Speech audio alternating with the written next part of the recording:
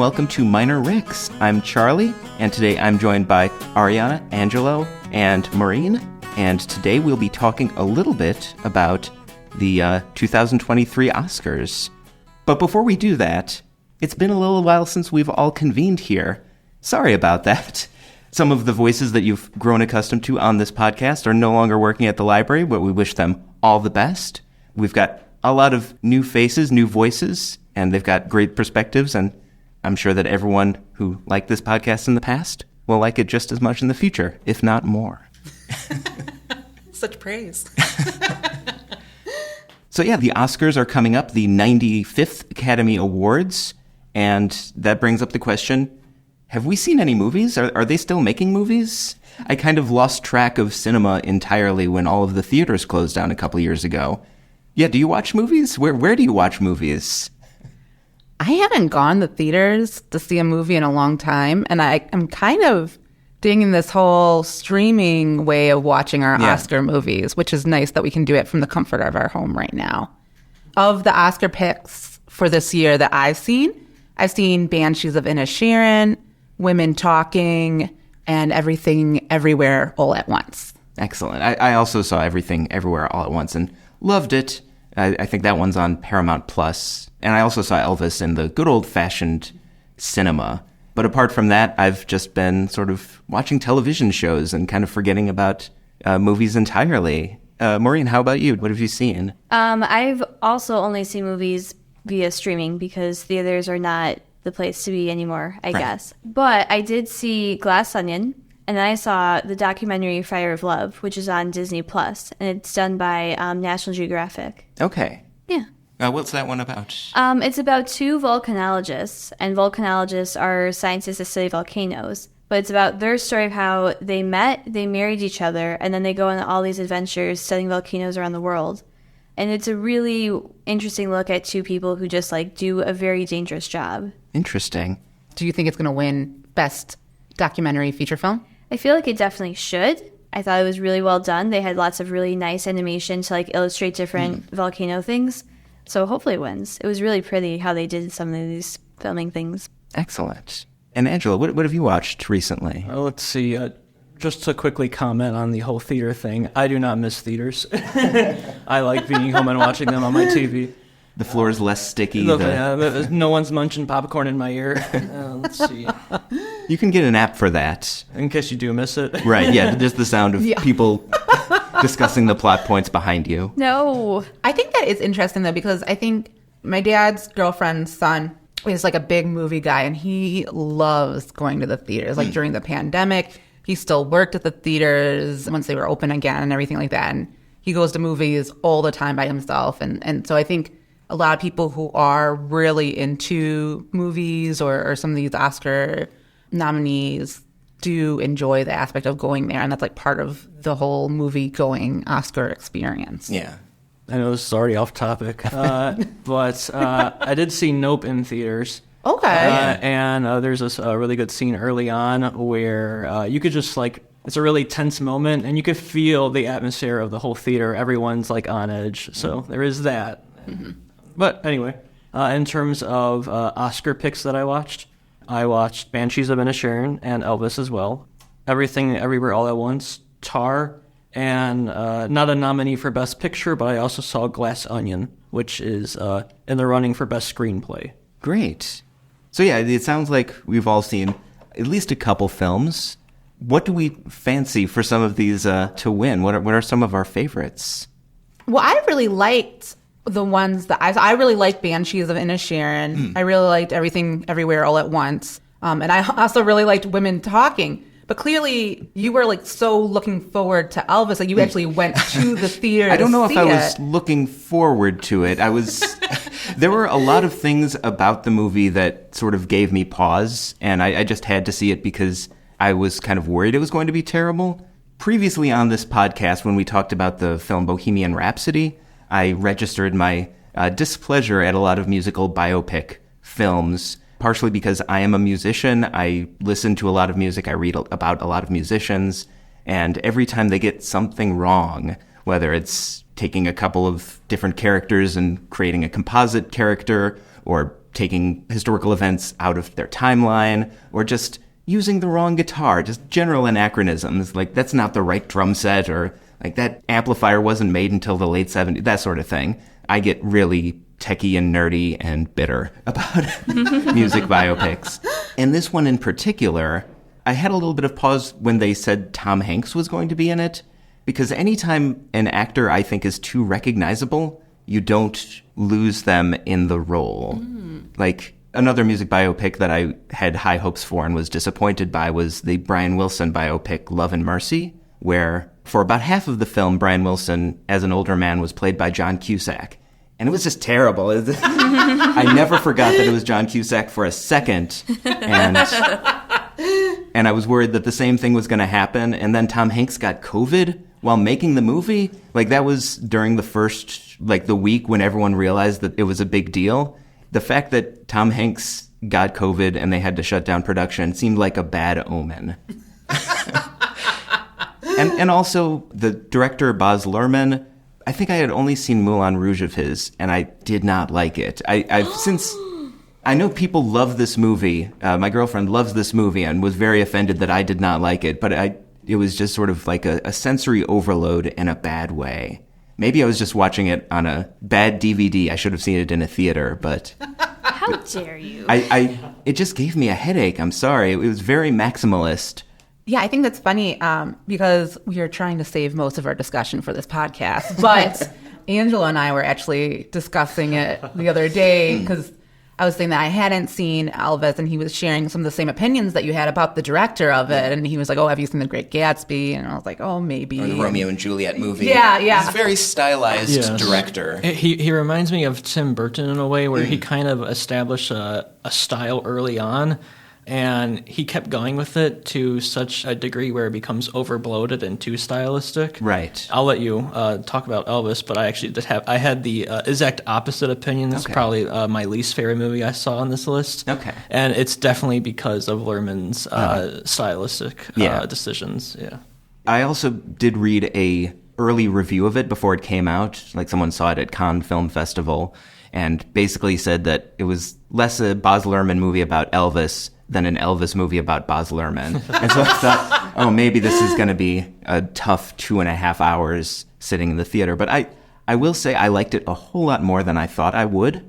I thought that centering the Colonel in Elvis's story was a kind of fascinating and good way of treating the source material, which has been, there have been movies about Elvis in the past, some pretty good ones. I like the Kurt Russell TV movie from the early 80s. Or the recent HBO documentary, The Searcher, is really good as well. But I think that the Elvis-Colonel relationship is kind of fundamental to the understanding of Elvis, because Elvis's character doesn't really change, but he's mostly just reacting to restrictions that the Colonel is giving to him. And I thought that was a sort of interesting way of treating... Twist on a common narrative. Yeah, like the sort of legend and iconography of Elvis. And also the framing device of it as being narrated by the Colonel as he's on his deathbed, sort of on a morphine drip. You realize that he is not a reliable narrator and that he is sort of twisting the facts to absolve himself of any wrongdoing in this sort of American tragedy.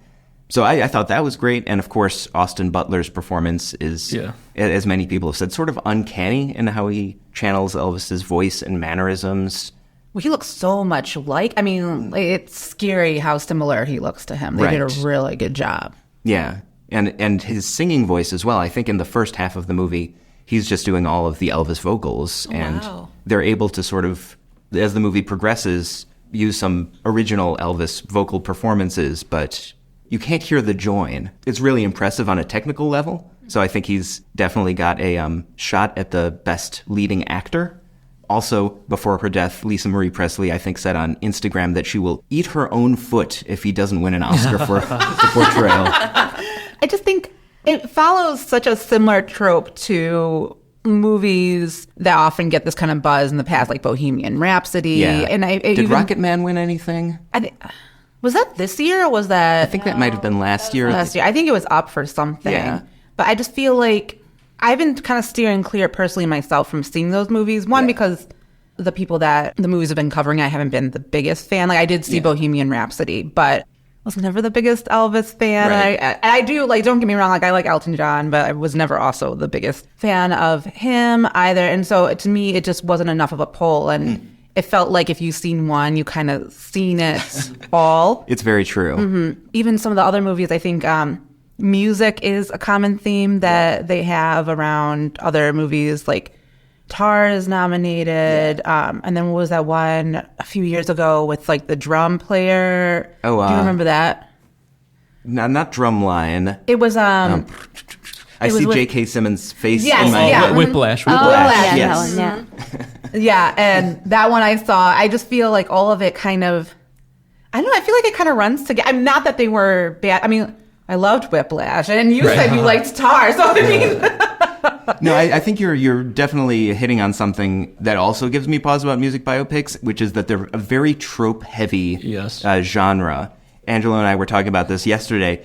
After the the Al Yankovic story and the John C. Reilly parody Walk Hard. Oh, yeah. Like, all of those tropes can be retired now because I cannot take them seriously anymore. All of the, like, starting the movie at the peak of your fame, and you may be wondering why I got here, and then it flashes back, and then there's one of the parents doesn't approve of music, and then there's a meteoric rise to success, and then a meteoric descent into drug addiction and whatever else. It's so predictable. It's also interesting because in the Elvis movie, that all happens in like the first like 20, 30 Right. minutes. Yeah, it happens so fast. Yeah.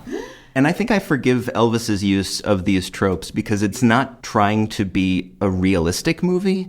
I think that, as with Rocket Man, it introduces a little bit of magical realism into it, which I think is sort of befitting the subject matter. It's not going to be confused with a documentary about Elvis, but it does a very good job of conveying the spectacle. Yeah, there's even a scene early on where it's done in a comic book art style to give you an idea of just like how fantastical this story can be. Yeah, That actually is kind of making me want to see it more now. Like, I like that idea of, I'm ready to see more movies bring like original content to the play. I think it is probably a safe choice for the Academy because they always do love to give awards to people playing recognizable figures in culture, especially if they do it well. But sometimes even if they don't. Yeah. But you also did mention Tar as being another movie that deals with music in a sort of more modern and less historical way. Angelo, you saw that one. What did you... Tar is about a famous conductor played by Kate Blanchett that takes place in today's world. Things like identity politics and like cancel culture are mentioned throughout the movie.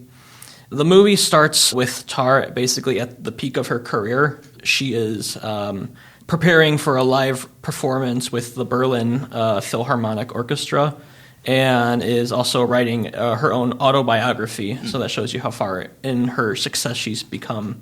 The movie starts there, and it's basically about her downfall, because she's using her position of power to groom young and up-and-coming female musicians. It's kind of a character study about someone who is like very egotistical, basically like what happens when you lose that like renown and fame because of something you did, like a crime in this case. Yeah. Kate Blanchett, her performance is mesmerizing. From the very first scene, she is conducting an interview with someone from The New Yorker, a journalist, in front of like a live studio audience. And the scenes in this movie are quite long. I think the first scene is like 15 minutes or something like that. Yeah. And you're immediately drawn into this world, even though it's our world. Her talking about her career in the beginning, it's all fictional. This character never existed, but it feels so real. I would not be surprised if she got Best Actress easily. Yeah. I have not seen it myself. A lot of people whose opinions I trust have said that it is definitely worthwhile. Yeah, it seems like it is a piece that deals with issues that are often in the news. Yes. People in positions of power sort of acting with impunity because there's no one to tell them no, it sounds like. Sort of interesting, I think, that it's a female protagonist when usually in the news it is, Yes, I did see one review from an actual female composer who's on the same level of being kind of world famous. She called the movie Anti-Woman because you finally get this movie that you have this LGBT woman in this position of, renown, and instead of portraying her in a positive light, you make her a predator, basically. Right. But I do think that goes into one of the points of the movie, that predators have no specific gender or sexual identity or cultural or economic status. Any of those could be a potential. Yeah. Would you say that Tar was your favorite movie of the bunch that you saw? I'd be okay with Tar or Banshees winning. I like both of them almost equally, yeah. And yeah, Tar is in a lot of different categories, not just... 6 categories, I believe, yeah. I am very surprised that it wasn't in the category for Best Sound, because someone mentions a quote early on that's basically the philosopher Schopenhauer. Noise sensitivity and someone's mental state are linked, where the more intellectually gifted someone is, the less noise they can stand. And as you're seeing Tar's downfall, she gets progressively more annoyed by sounds in the environment. The movie is definitely like a psychological drama, character study. So, right. Yeah. Yeah, that makes sense. As a conductor, when you say there's silence, then there has to be silence. So when there's something you can't control, then that's definitely indicative of something greater. One last comment about Tar. It has, and I don't know if this is intentionally funny or unintentionally funny, but one of the most baffling final minutes of a movie I've ever seen. I was giggling to myself uncontrollably for 6 minutes after it finished. I was like, what? Well, if there's nothing else to intrigue me about this movie, then that will do it. Yeah, that's the selling point. Yeah. Sorry, you had to get through 159 minutes to get to that 1 minute. Angelo, you and Maureen also both saw Glass Onion, correct? Yes. What did you guys think of that one? I mean, I liked it. It's not exactly the sequel to Knives Out, but it's kind of in that same realm of movies. I thought it was really interesting because the whole movie seemed to kind of be anti-Elon Musk, speaking of people who people love to hate. It was really not obvious at first because it could have been about any tech startup guy at the beginning, and then it really became more edged towards not liking him once they started mentioning a certain car, and they made that a whole big thing. Okay. Even though they're on an island where you can't drive. I'm oh, okay, this is what they're doing here. I see what you did here. I like ensemble casts when they all are kind of weird characters and they all have interesting relationships. And I think it's a really great take of, because especially the main character, the reason why he's the bad guy is because he takes advantage of this one woman's work. He basically tries to take credit for her creation, and she's but I know this isn't going to happen the way you want it to. So yeah, it's an interesting one. I would say not only is it anti-Elon Musk, it's anti so many modern-day political movements. One of the characters played by Dave Bautista is a men's rights activist. Yes. Another character on the complete opposite side of the spectrum is someone who basically is we need to do more for the environment. And then she's doing probably private jet tours. Yeah, it's always interesting because they're oh, but I'm for this thing. Why do you have a private jet then? It is a sequel to Knives Out, and it is very different than Knives Out. It's almost, should I say, science fiction-esque? Yeah, it's hard to describe it, but yeah, that'd be a good... Yeah. Does one have to have seen Knives Out to appreciate Glass Onion? Oh, absolutely. No. Okay. It's a different set of characters from the first one, so... Okay. The common string is the main character, played by the James Bond actor. Okay, Daniel Craig. Yes, Daniel Craig, yes. Okay. And he is kind of almost becoming our modern-day Sherlock Holmes because he already has a third movie planned. Okay. Which will once again probably be a completely different genre with a new ensemble of characters. Yeah. So. But he's been the same throughout. Yes, Yeah. Yes. Okay. He's great. He's just as great in the first and in the second. He has this southern accent, which sounds awesome. Yeah. Yeah, I like seeing him kind of break out of what we've been thinking of him for so long as being James Bond. British man. Because, what is it? He did that commercial, too, where he's dancing. Have you guys seen that? No. Oh, well, I think it's a commercial, but he's just kind of goofily dancing by himself, and I forget what you're trying to sell, but just the juxtaposition of it being Daniel Craig was hysterical. Okay. That'll be added into my YouTube search history. Yeah. Glass Onion looks like is this the only section where it was nominated for screenplay, adapted screenplay, and writing? I think so. Yeah, that's it, which I think is kind of a shame. I think in some ways, I think the Oscars are changing in a lot of ways with the different types of movies that are being put out there. Even the fact that Top Gun, I mean, I have not seen Top Gun Maverick. I have heard a lot of good things, but the fact that this is one of the best picture nominees surprises me, just thinking about what the Academy usually goes for.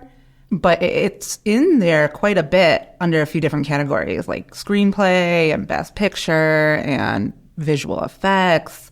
So that seems kind of different than what they've, like the patterns that they've done in the past. Yeah, they don't seem to recognize a lot of the reboots or sequels to franchises, with some exceptions, but a lot of the sort of blockbuster superhero films or, long-running action franchises don't seem to get the nods that sort of standalone integrity projects do.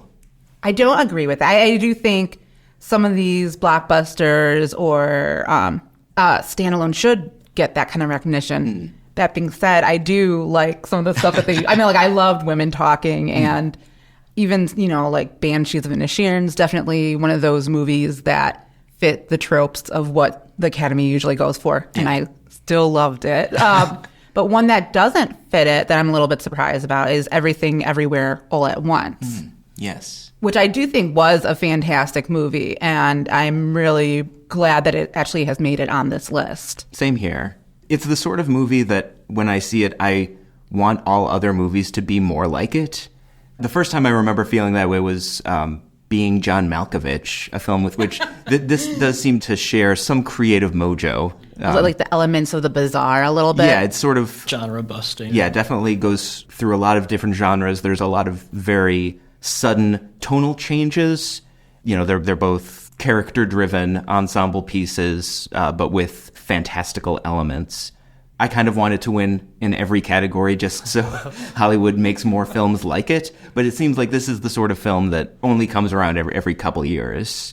I still don't know how I feel about it, even after having seen it. I think it's one of those movies to me where I appreciate it. And I think after I remember seeing it, so basically the way it's divided up is kind of in 3 acts. There's like a first part, a second part, and then a third. And I remember the first part deciding, like, oh, this movie is not for me. And then I remember the second part thinking, okay, now it's picking up, and now I'm like really enjoying it. Yeah. And then the third, then by the end of it, I was like, oh yeah, this movie is something else entirely. But I think that's the thing. Like, I think when a movie becomes a piece of art in itself, in my opinion, that's kind of when it moves into a whole other realm of recognizable film, where it's not just, whatever the Academy usually goes for or blockbusters or whatever. It's a true piece of art, in my opinion.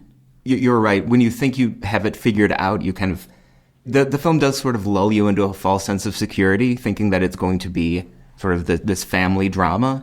And then there's a certain point where it becomes a kung fu film, and then you think, wait, that doesn't make sense. And then it keeps changing the style of filmmaking. And I found it very hard to get bored by it. Oh, yeah. It captures you the whole way through. Yeah. And it's not a short movie. I was about to say, it's almost exhausting. It's quite long, and it's very fast-paced. Yes. So just for that, I think it should win Best Editing. Oh, yeah. Also because when I saw it, I thought, I'm going to have to freeze frame so much of this. There's scenes that are like on top of each other, or there's like montages where it's like the character in the center of the screen. Yeah. Then they're going to different dimensions, basically. Right. Yeah. It wouldn't be too much of a spoiler to say that it is a film set in alternate universes. That's sort of a sci-fi trope that's getting more and more purchased these days with like the Spider-Man multiverse movie. Inception, yeah. Like, Even The Matrix, the newer one. Yeah. So I'm in a sci-fi book club right now. Okay. And so we're on our, I think, 7th or 8th book. And we are noticing all the same tropes. So even how you're saying, like, this whole alternate universe thing is not being worn out, but we're seeing it time and time again. Yeah. I wonder if people who are filmmakers who set out to say, hey, I'm going to make a sci-fi, and I'm going to add, I mean, because Right. that's so stereotypical sci-fi. I mean, to me, there's nothing wrong with that. I also love alternate universe stuff, so I will watch any movie that has alternate universes. I did read, I think this was in the Wikipedia entry for the film, but the Daniels, the two directors who wrote and directed Everything Everywhere All at Once, said that it was in the making for about a decade, and as films like the Spider-Man Into the Multiverse or Rick and Morty started playing around with these alternate universe rules, they kept on thinking, oh, they're spoiling all of our fun bits. But I think that they really did it very well, and they committed to a lot of very ridiculous concepts and followed them through in ways that I was not expecting, which is a very vague way of putting it, but I'm assiduously trying to avoid spoilers. Yes, and it's really hard for this particular movie.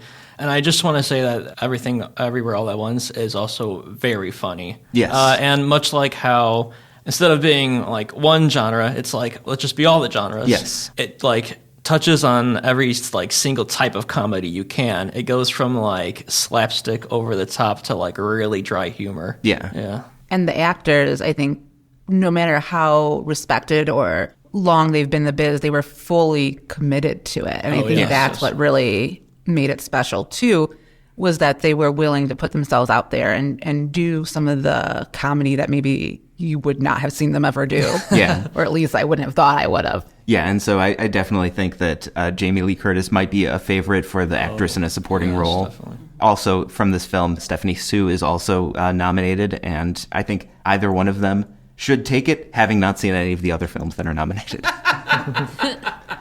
Well, you saw Elvis. I don't think there are any supporting actresses. Oh, that's true. Yeah. Elvis is a film that I don't think would pass the Bechdel test. No, not at all. That being said, do you think Everything Everywhere All at Once is going to win? Very high contender, I'd say. Okay. Yeah.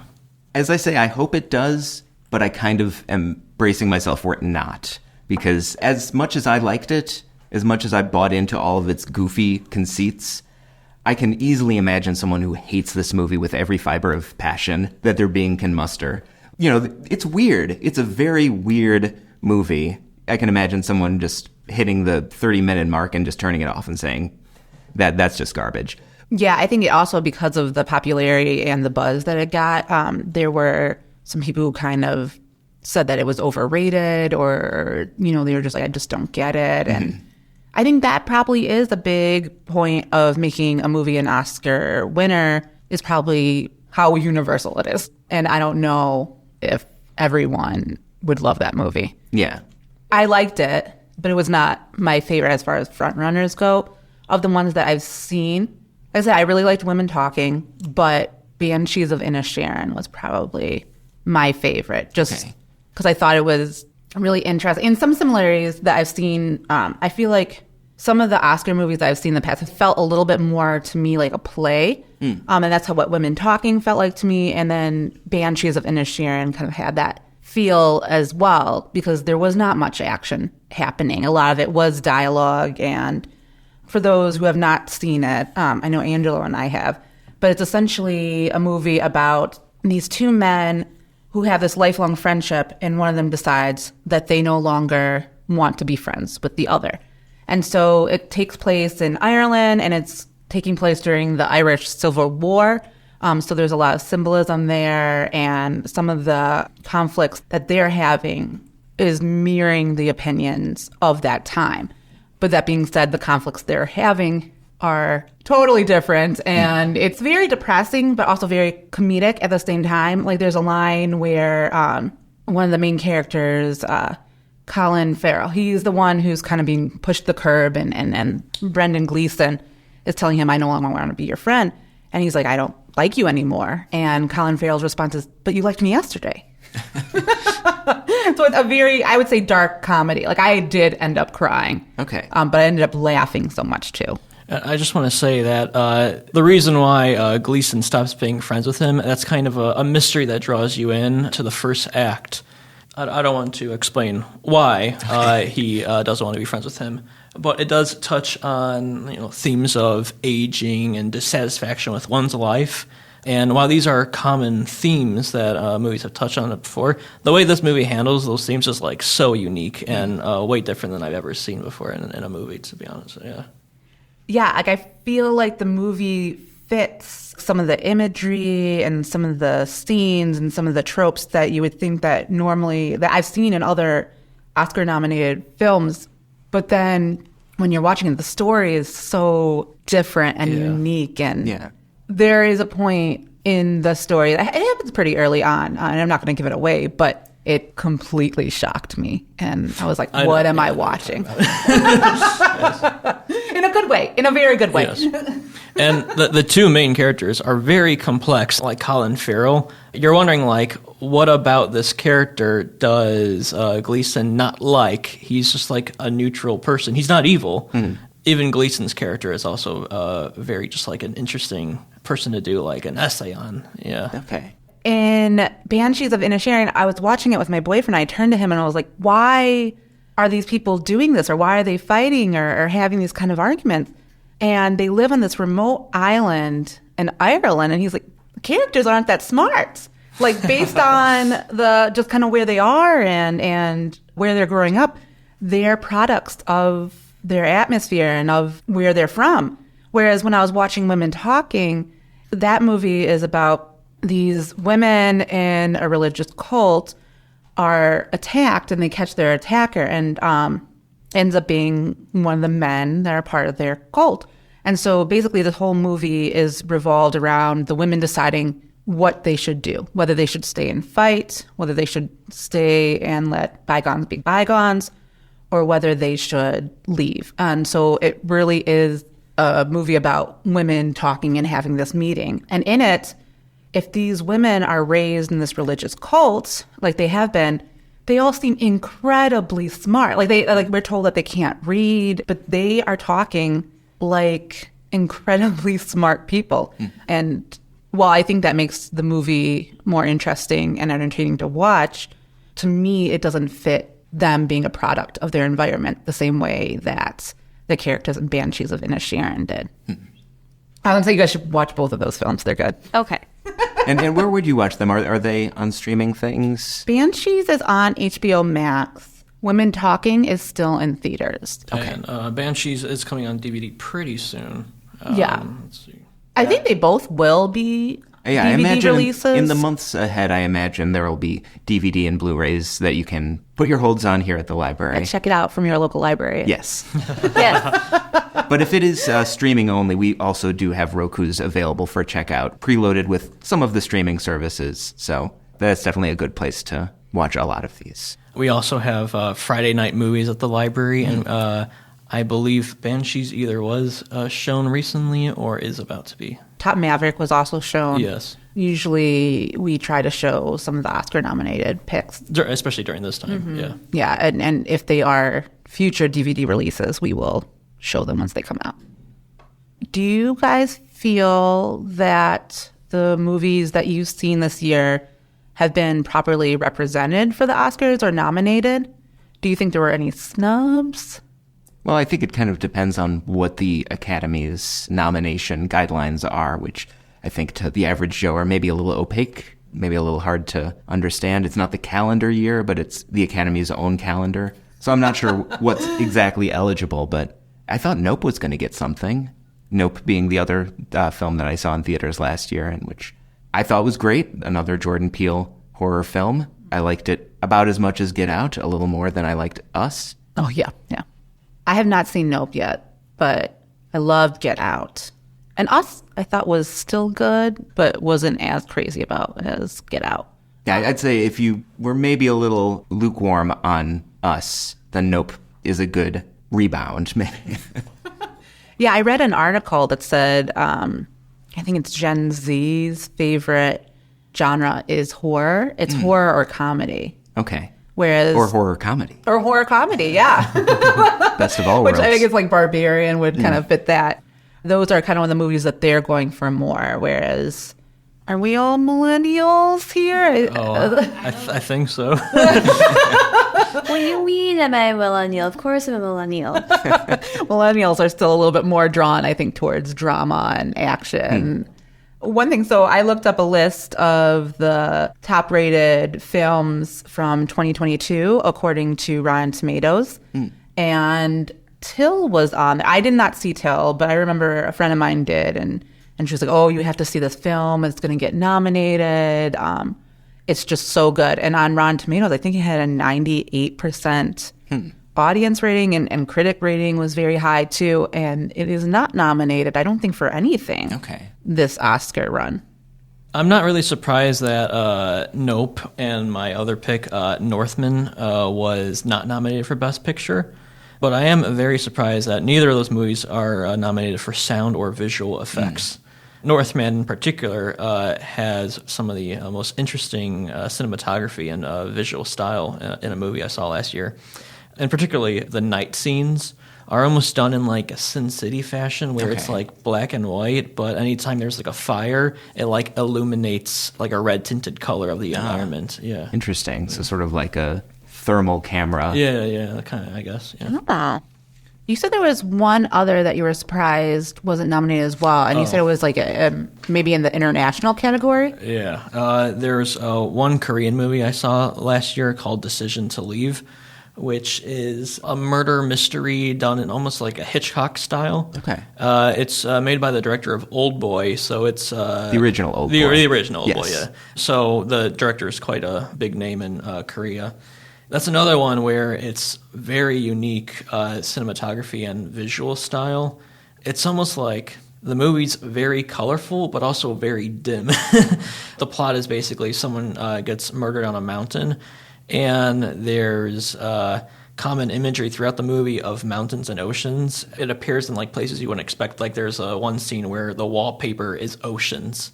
It's always like reflecting the characters in the scene, both their state of mind and like whether that person is an ocean person or a mountain person. Mm-hmm. So yeah, Interesting.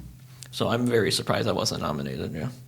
Well, we are taping this a couple weeks from the actual Academy Awards. Are we prepared to make some predictions for who we think might win? Ooh, Maybe the big three categories: Best Picture, Best Actor, Best Actress? let's do it. Do we want to start with actor in a leading role then? Yeah. The Best Actor nominees are Austin Butler in Elvis, Colin Farrell, The Banshees of Inisherin. Am I pronouncing that right? I'm trying not to say Ed Sheeran. Inisherin. Inisherin. Brendan Fraser in The Whale, Paul Mescal in After Sun, and Bill Nighy in Living. I want to give it to Austin Butler just in the memory of Lisa Marie. I only saw The Banshees of Inisherin from this category, and I did think Colin Farrell did a fantastic job. Knowing Brendan Fraser won the Golden Globes makes me think maybe He's got good it'll chances. go that way. If I'm just going to guess for accuracy's sake, that's probably what I would guess. But I do love Bill Nighy. Oh, yeah, he's fantastic. My choice for a leading role also goes to Austin Butler, because once you said it before, he just like perfectly captures the mannerisms of Elvis. But I do have to say that there is one person I would choose to play Elvis, our very own host Charlie. Well, very much. He may or may not have filled those shoes for a play for staff. Yes. I was happy to step into those jewel-encrusted shoes. Do you want to take a swing and guess who you think might be the winner? I mean, I haven't watched any of these movies, but Brendan Fraser is just a really nice guy, and I feel like he's definitely having like a comeback moment. And I feel like it'd be nice if he got it.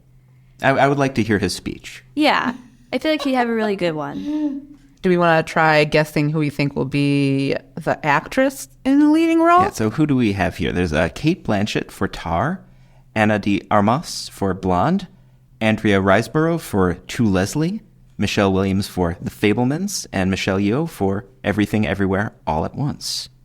Angelo, you've said that Kate Blanchett is sort of a shoo-in. I think so, but once again, it's like I only saw Tar and Everything Everywhere All at Once in this category. For all I know, the three others could be really good as well. But once again, Kate Blanchett.